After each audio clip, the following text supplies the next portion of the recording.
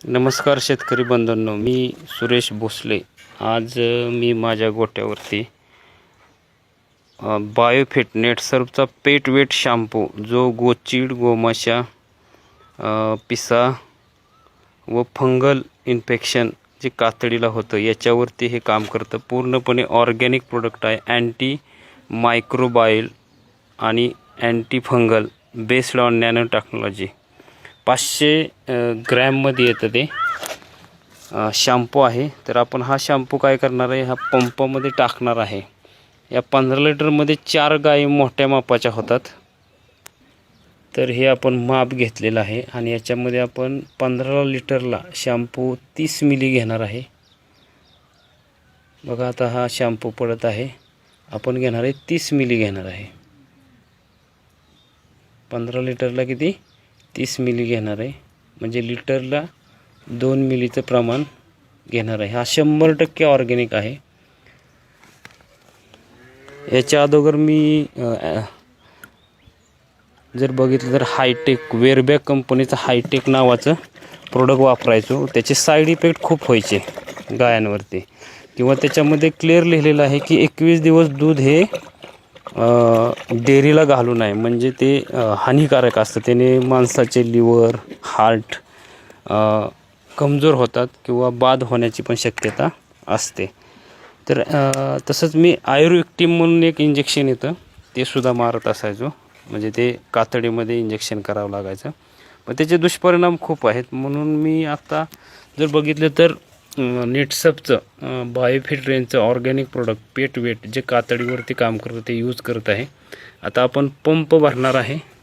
पंपामध्ये जर बघितलं तर बघा आपण टाकलेलं आहे, थोडं हलवलं तर ह्याचा चांगला खूप फेस तयार होतोय, असा फेस तयार होतोय। तर आता राहिलेलं पाणी ओतून आपण गायीवरती मारणार आहे।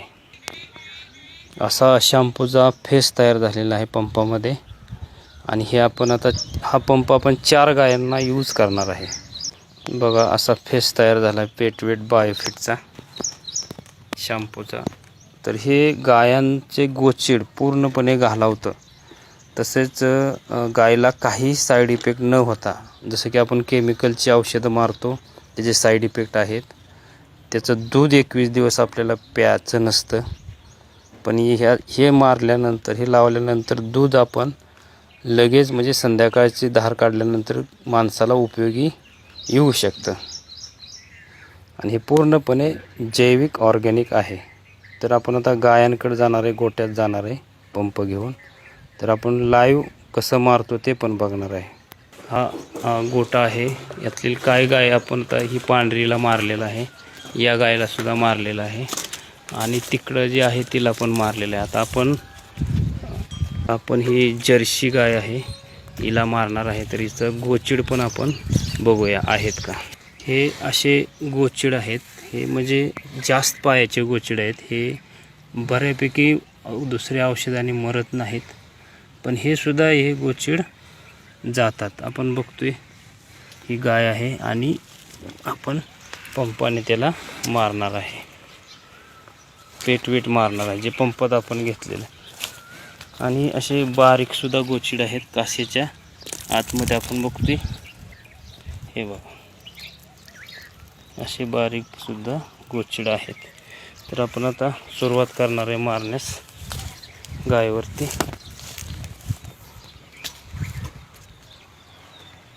ही गाय आहे, मोठ्या मापाची गाय आहे, जर्सी ब्रीडमधली आहे।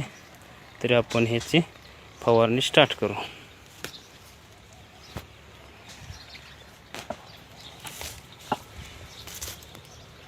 बघा अशा आपण गायांना 3 गायांना मारलेलं आहे, आणि या पंपामध्ये 4 गायी होणार आहेत।